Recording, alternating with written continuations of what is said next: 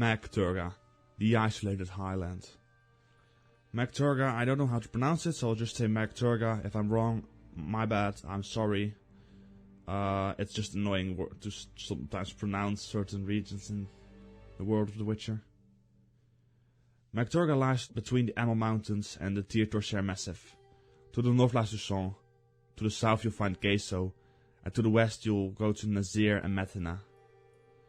Turga is a very isolated part of Nilfgaard.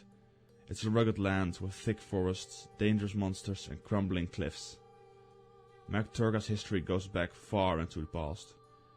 Before the first landing, which took place 500 years ago, from the current time in The Witcher books and games.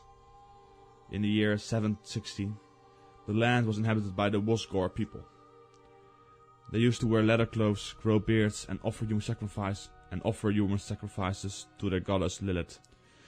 To give some information about Lilith, Lilith is an evil goddess or demon still worshipped in the east under the name Nia. It is said that she will return someday and bring ruin to the world. The curse of the Black Sun is also connected to her, as it is said that her path was to be prepared by 60 women wearing gold crowns who would fill the river valleys with blood. When Northlings came during the first landing, most of the Nilfgaard people were killed or fled east towards the Eastern Realms. To give some more information about the Eastern Realms, the Eastern Realms basically are Zerkania and Haakland. Not much very known about those lands, but those are considered to be the Eastern Realms. Sometimes the North Desert is counted as well, but it's a bit of a edge case. The remaining few Nilfgaard people probably mixed with the Nordling and Metinese settlers. A few of the necropolis that were built by the Nilfgaard still survived to at least the 13th century. Turga was peacefully absorbed into the Nilfgaardian Empire. When Nilfgaard stood at the border, it was only a matter of time before they would take over the kingdom. The decision to surrender was made the benefit of both sides. They knew Nilfgaard wouldn't stop attacking, just like they knew that lots of people would die fighting in the hazardous terrain of Turga. After all, deep forests and high cliffs make for difficult battlefields. As is expected by most provinces of Nilfgaard by now, most of them at some point participated in a rebellion.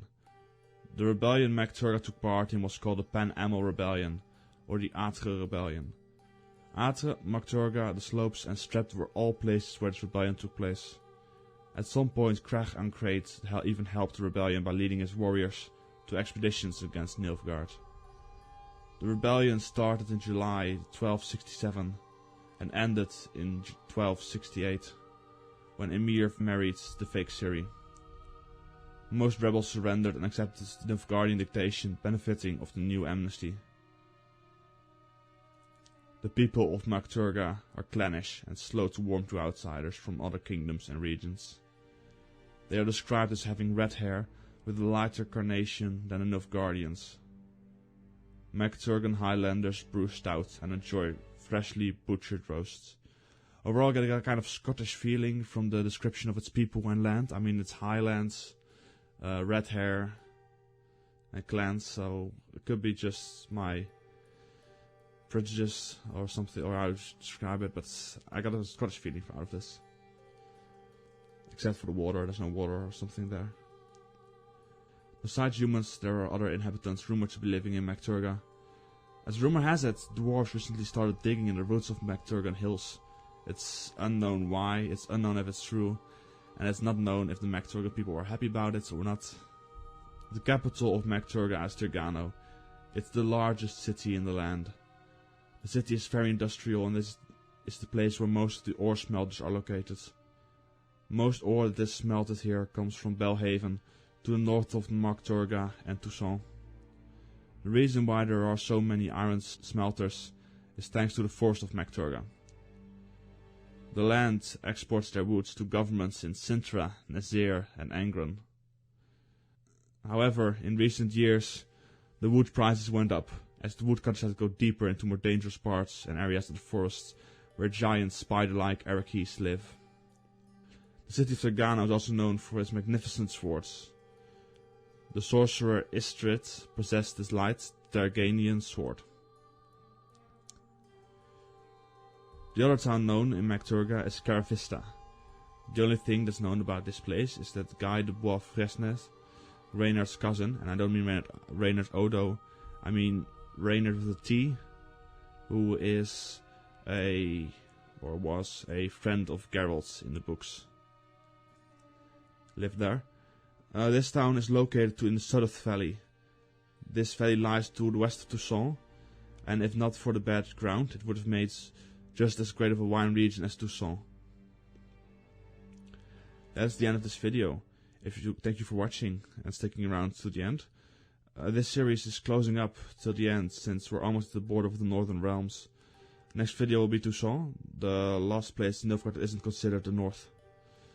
After that, I will still try and consider if I will head further up to and take Sintra as well, and Angron. But those are borderline cases, since they are considered the North, since everything above the Amel Mountains is considered the Northern Realms.